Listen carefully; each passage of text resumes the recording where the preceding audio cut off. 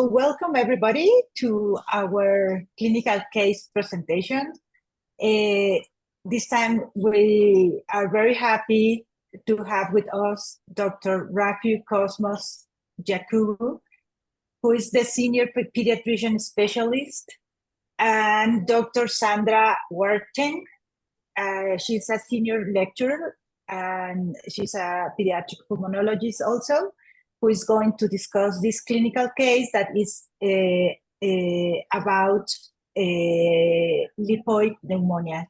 So you are very welcome, and we are very happy to have you here. So we can start, Rafiuk. Okay. Thank you very much, Laura, for the introduction. And today, together with Dr. Kwarteng, we will be discussing two cases of lipoid pneumonia that we saw at the Komfo Anokye Teaching Hospital sometime last year. And we are going to be highlighting some learning points from these two cases. So the first case was a 3-month-old infant who had presented to a primary healthcare facility within Kumasi with symptoms of cough, fast breathing, and intermittent fever over a period of 1 month. At the onset of the symptoms, she was managed at the outpatient clinic of a primary health facility for 3 weeks, and then later referred to the Komfo Anokye Teaching Hospital when her symptoms were not resolving. The baby was a term baby with no retroviral disease exposure. She had a weight of a birth weight of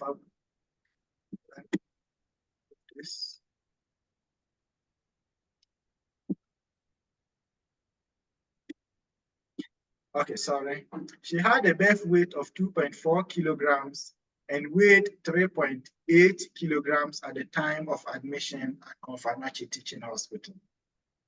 Her immunizations were up to date, and she had no prior respiratory illness or hospital admissions. She had no contact with a person with ordinary tuberculosis, nor any other person with a chronic cough. On presentation, she had signs of respiratory distress with increased work of breathing.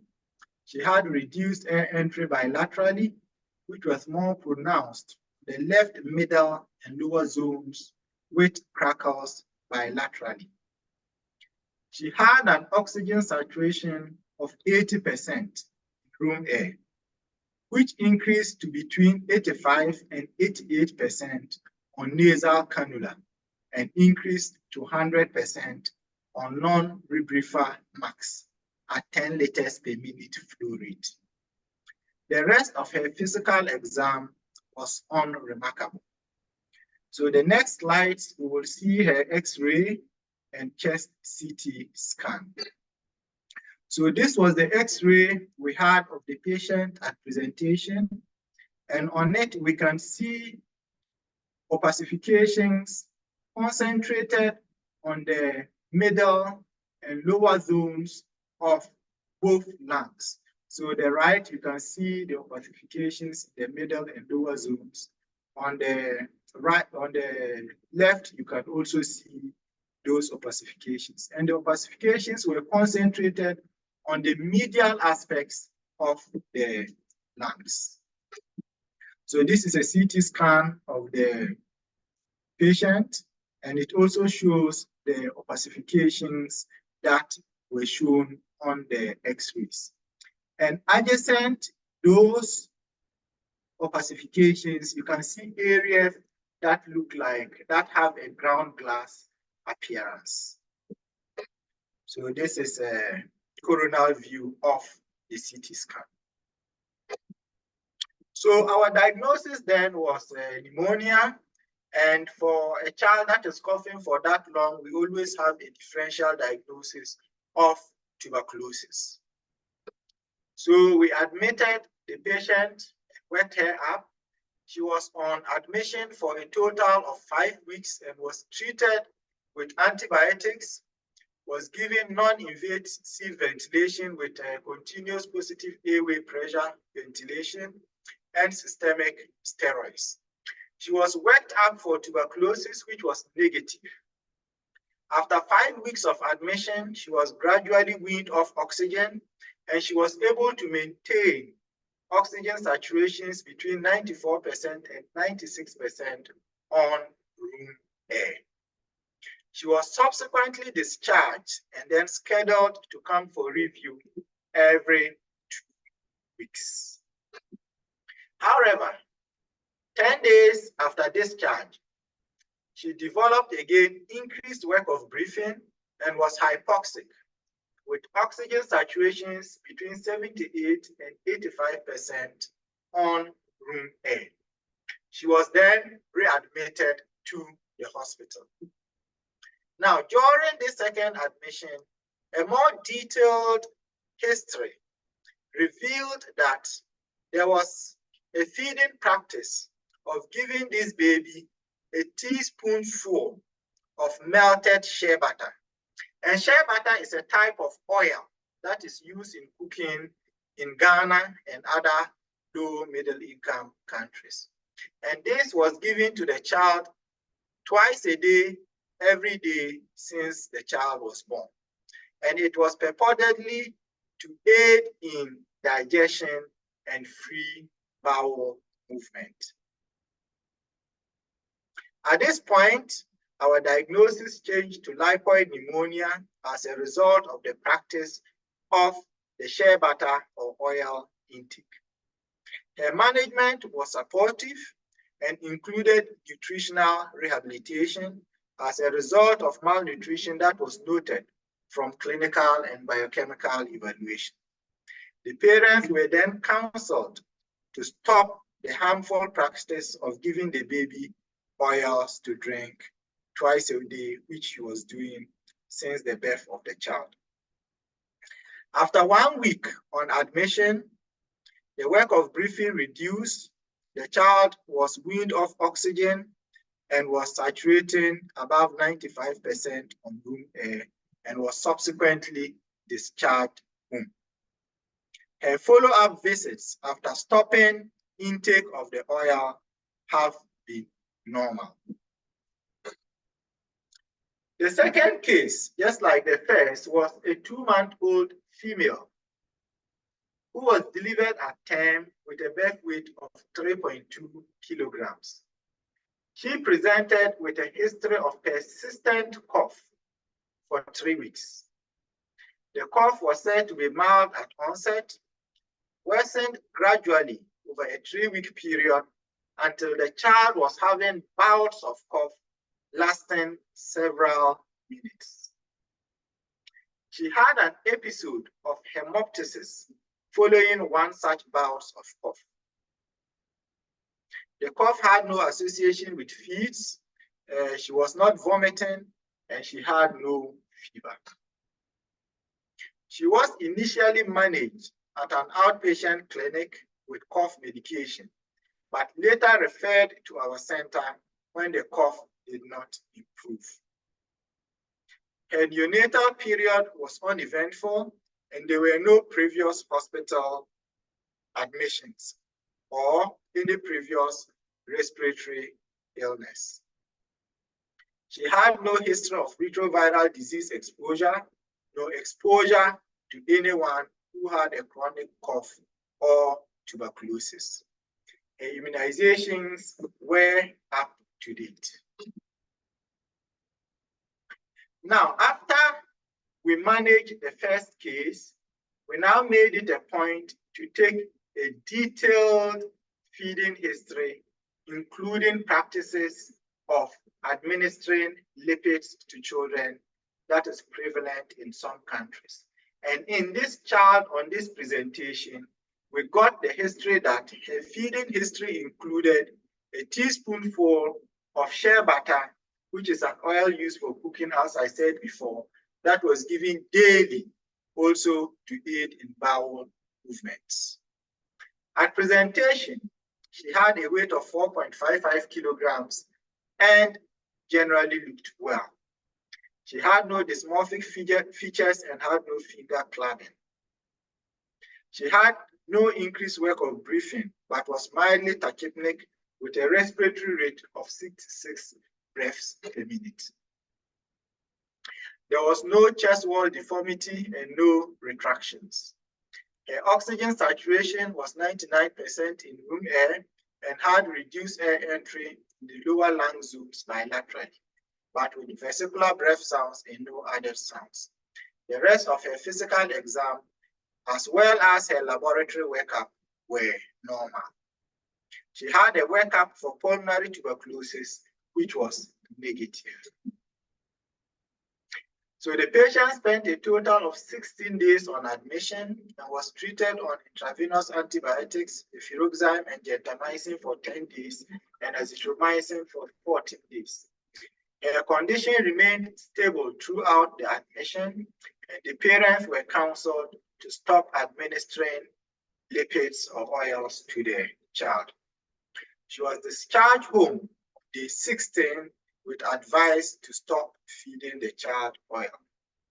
Her reviews up to date have been uneventful, and the patient has remained stable without recurrence of her symptoms.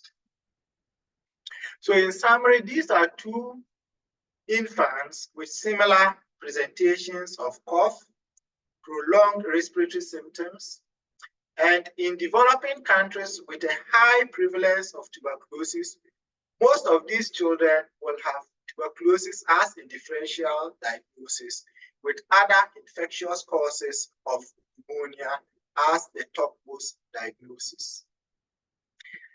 These two, however, shared a feeding practice prevalent in some communities of giving oils to infants to aid in digestion and free bowel emptying. So the symptoms in both patients resolved with supportive care and the stopping of the practice of administering oils to these patients.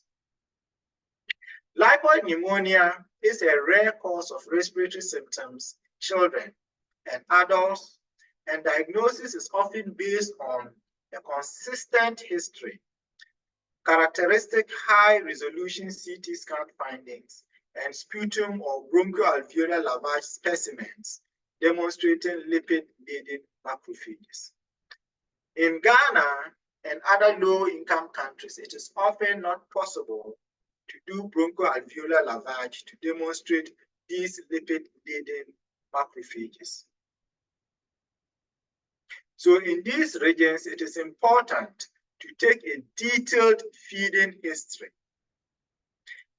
Management of lipoid pneumonia is often supportive, with resolution of symptoms when exposure to the inciting agent is stopped. In developing countries with similar practices, it is important to ask for feeding practices of administering oils to these infants, since parents will often not volunteer these informations. For adults, it is important to ask for a history of using oil-based laxatives for constipation and oil-based nose drops for rhinosinusitis and other ailments. Increasingly, in Western countries, there is an increase in the use of electronic cigarettes. Lipoid pneumonia has been found to occur with the use of e-cigarettes that use lipid vaporizers.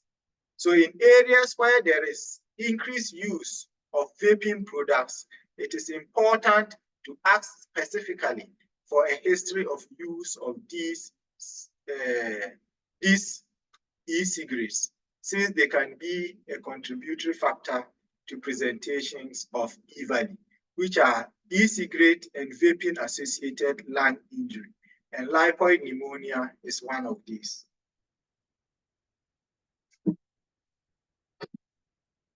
So basically, These are the two cases I have to present, and I will acknowledge Dr. Sandra Kwarteng, who was involved in the management of these children, the parents of the children, and all staff who helped in the management of these children. So thank you all for listening to these cases.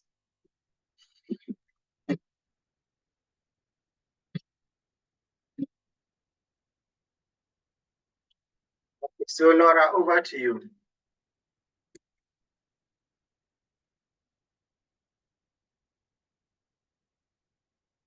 Can you hear me now? No? Yes, we can hear you, Laura. Oh, thank you very much, Miriam. I don't know if we have Sandra here for the discussion. Thank you, Sandra. Yes. Okay.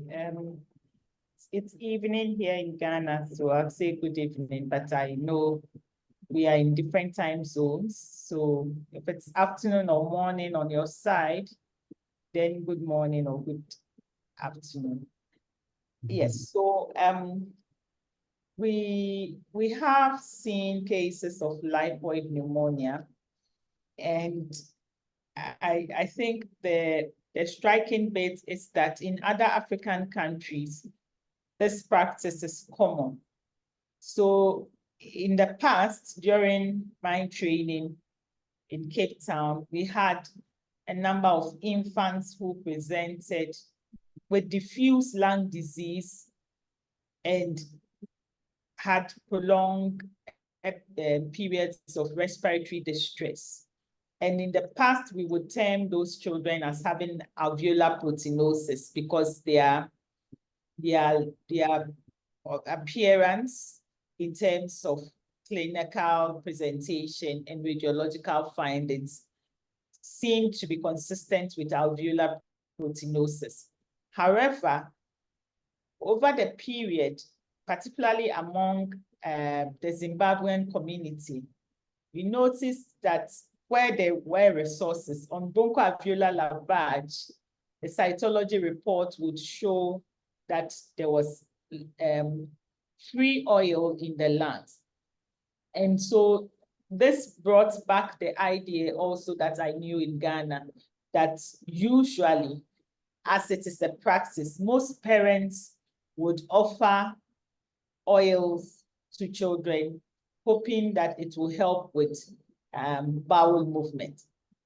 And we shouldn't see these children in our health facilities if they are swallowing well. However, the concern was that because oil doesn't taste sweet and it tends to be bland, in some cases, there may be episodes of force feeding. And that is where the risk of aspiration is high. And also when the children are unwell or when they have come down with a respiratory tract infection, then the risk of aspiration is high. Oil in the lungs may appear like wax.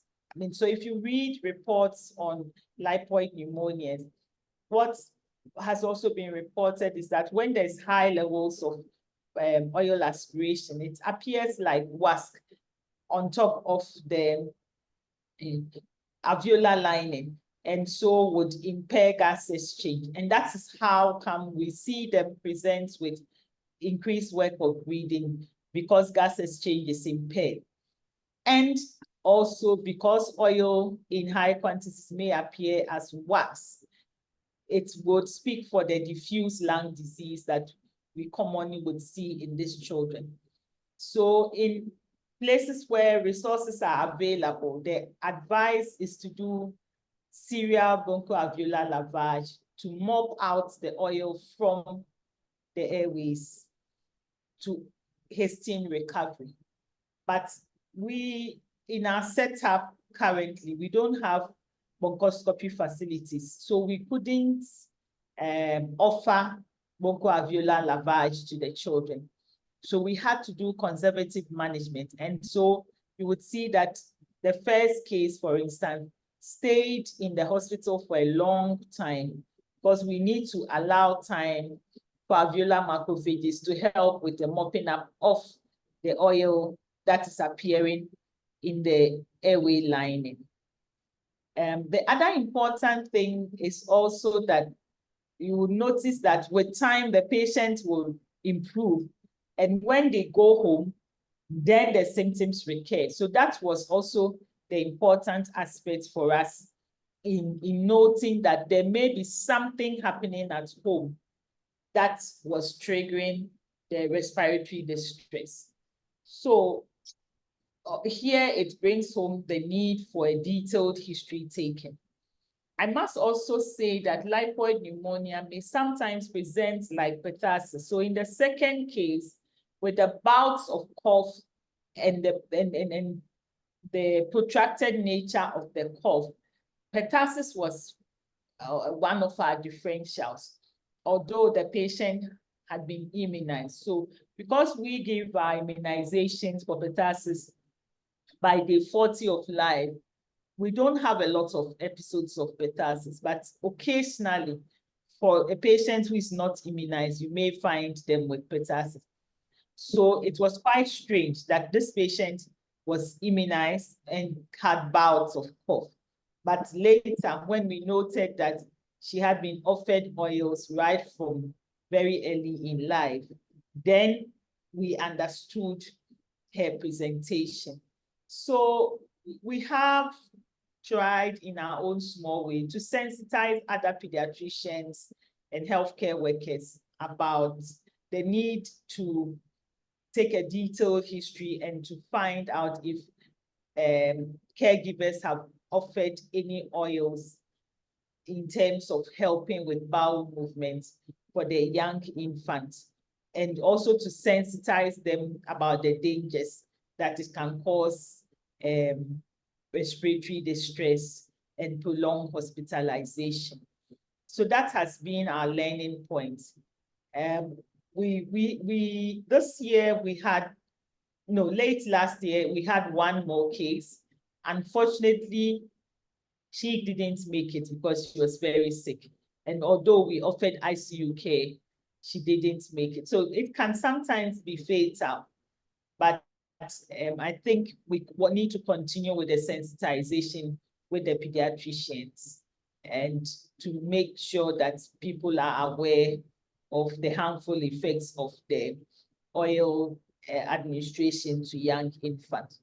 So this has been our learning points, but I'm sure that it would also serve equally in the European community, although it is not a practice. I know there are reported cases from, for instance, from Italy, also about a child that had a case of lipoid pneumonia. So that is why we thought we should share this information with the broader respiratory community. So thank you. I don't know whether there are some questions you want us to address. Thank you very much, Sandra. This is a great presentation.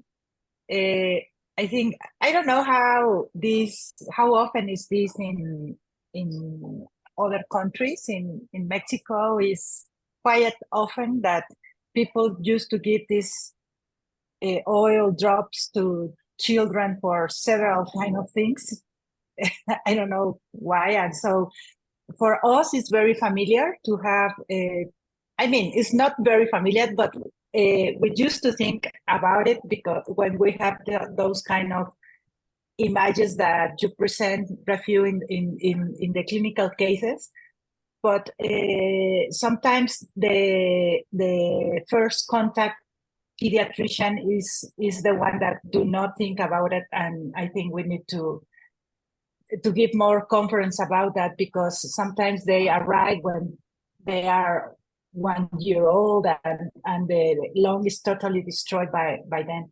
So we have one question from Dr. Nicole Baden in the chat that says, well, she said, thank you very much for the nice presentation.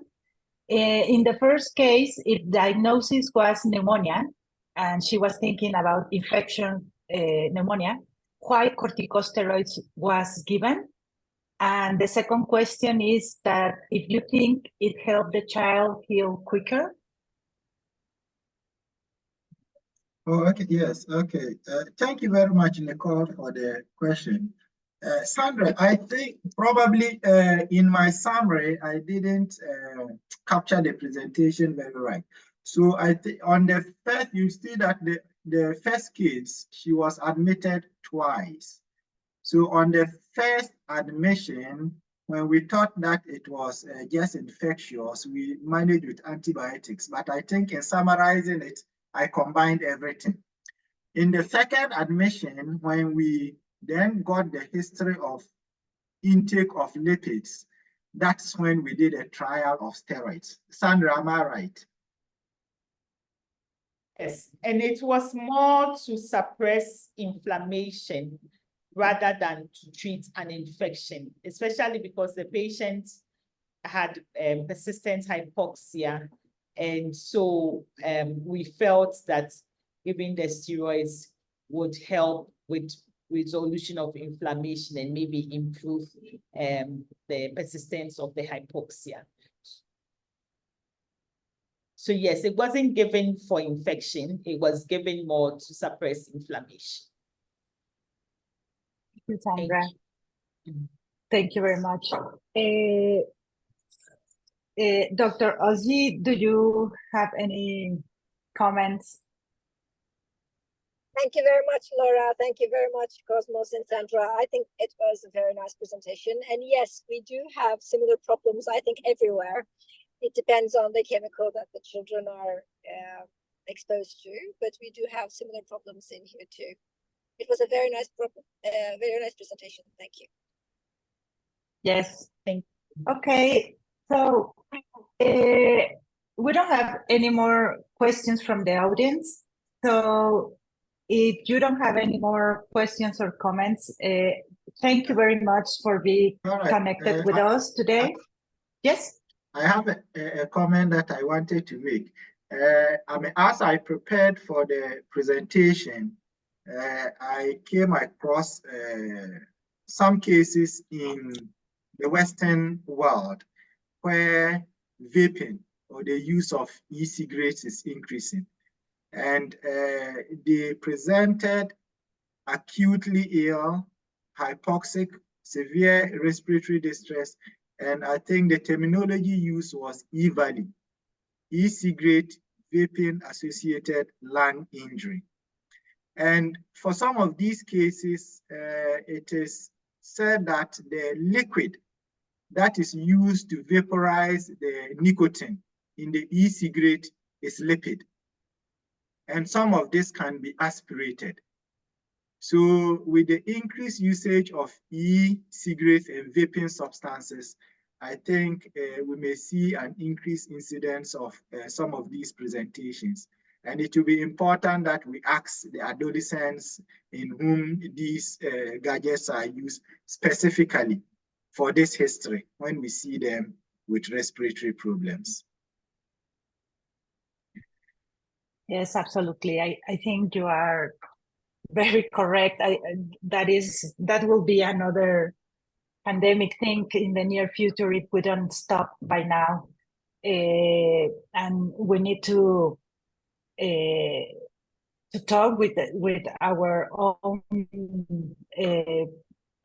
governments or politicians to prohibit this kind of things, because since a lot of our, here in Mexico, for example, the adolescents or even children get those substances almost in the dark market, because I mean the black market, because it is not allowed, but they even though it is prohibited, they can get them by other ways. So we don't know what it's in there, no? So there's no regulation about that. So yes, I hope we can find a way to regulate that, or because right now I remember that our moms used to smell, that you smell like of tobacco or something like that, and then you do not used to do it. But right now, since the flavors and the smell is so different, I think you cannot detect it in the mainly in children now. So yes, we need to ask for that in the history. Okay, so anything else that we can share?